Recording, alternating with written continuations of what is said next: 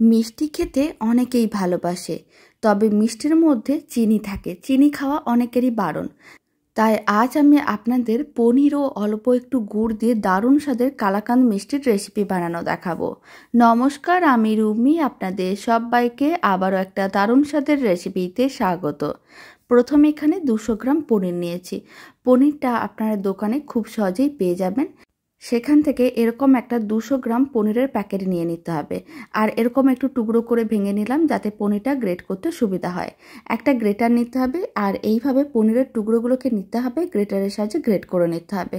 আপনারা চাইলে মিক্সির জারের মধ্যে নিয়েও ভালো করে পেস্ট করে নিতে পারেন, আর নাহলে এইভাবে গ্রেটারেও গ্রেট করে নিতে পারেন। যেটা আপনাদের সুবিধা মনে হবে ঠিক সেটাই করে নিতে পারেন। সমস্ত পনিরটাকে গ্রেট করে নিয়েছিলাম। এবার আমি এর মধ্যে দিয়ে দিচ্ছি গুড়ের পাউডার। খুব বেশি গুড়ের পাউডার দেওয়ার দরকার নেই, 4 চামচে 3 চামচের মতন গুড়ের পাউডার দিয়েছি। আর খুব ভালো করে গুড়ের পাউডারটা এইভাবে মিশিয়ে নিতে হবে।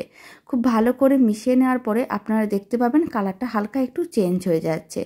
খুব বেশি কিন্তু গুড়ের পাউডার দেওয়ার একেবারেই দরকার নেই। অল্প একটু গুড়ের পাউডার দিয়ে কিন্তু কালাকাঁদটা বানানো যাবে, আর খেতেও ভীষণ ভালো হবে।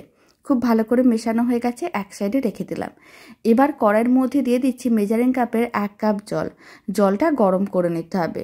জল যখন গরম হয়ে যাবে তখন এইভাবে দিয়ে দিচ্ছি মেজারিং কাপের 1 কাপ গুঁড়ো দুধ। ঠিক যতটা জল ততটাই গুঁড়ো দুধ। লো ফ্লেমে গুঁড়ো দুধটা খুব ভালো করে মিশিয়ে নিতে হবে যাতে গুঁড়ো দুধগুলো দলা না পাকিয়ে যায়। যদি ফ্লেমটা হাইতে থাকে তাহলে কিন্তু গুঁড়ো দুধগুলো দলা পাকিয়ে যাবে। তাই লো ফ্লেমে খুব ভালো করে মিশিয়ে নিতে হবে। আর গুঁড়ো দুধ যখন খুব ভালো করে মেশানো হয়ে যাবে, নাড়াচাড়া করে মিশ্রণটাকে ঘন করতে হবে আর মালাইয়ে পরিণত করতে হবে। এই সময় 1 চিমটের মতন এলাচ গুঁড়ো দিয়ে দিয়েছি। এতে কালাকাঁদ খেতে অনেক বেশি ভালো লাগবে। মিশ্রণটা কিন্তু আগে থেকে একটু ঘন হয়ে গিয়েছিল, মানে মিশ্রণটা মালাইয়ে পরিণত হয়ে গিয়েছিল। খুব বেশি ঘন মালাই বানানোর দরকার নেই। পাতলা করে মালাইটা বানিয়ে তার মধ্যে পনির ও গুড়টা যে মিশিয়ে রেখেছিলাম সেই মিশ্রণটা দিয়ে দিতে হবে। খুব ভালো করে লো ফ্লেমে মিশিয়ে নিতে হবে। আর খুব ভালো করে মেশানো হয়ে গেলে মিশ্রণটাকে নাড়াচাড়া করে এবার ঘন করতে হবে। এই সময় ফ্লেমটা মিডিয়াম টু হাইতে করে দিচ্ছি। আর এইভাবে 5 মিনিটের মতন নাড়াচাড়া করতে হবে। তাহলেই দেখতে পাবেন মিশ্রণটা বেশ ঘন হয়ে যাচ্ছে। খুব বেশি কিন্তু টাইমের প্রয়োজন পড়বে না, কারণ যেহেতু গুঁড়ো দুধ দিয়ে মিশ্রণটা রেডি করা হয়েছিল।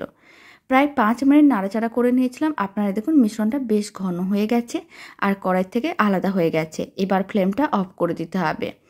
আর একটা ট্রের মধ্যে একটা বাটার পেপার আর অল্প একটু ঘি ব্রাশ করে রেখেছিলাম, তার মধ্যে পুরো মিশ্রণটাই দিয়ে দিতে হবে। তারপরে ভালো করে চারিদিকে ছড়িয়ে দিতে হবে।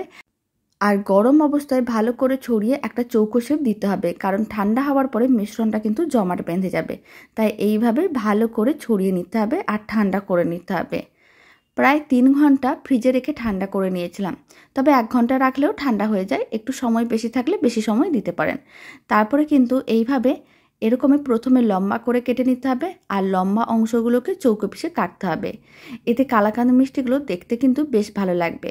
আপনারা চাইলে পিসগুলোকে ছোট বা বড় করে বানাতে পারেন। আমি এখানে মিডিয়াম সাইজের কালাকাঁদ মিষ্টি রেডি করছি। বাড়িতে এইভাবে একদিন হলেও কালাকাঁদ মিষ্টির রেসিপি বানিয়ে দেখতে পারেন, যা খেতে ভীষণ ভালো হয় আর বানানো একেবারে সহজ। যে কোনো ছোট বাচ্চাও বানাতে পারবে।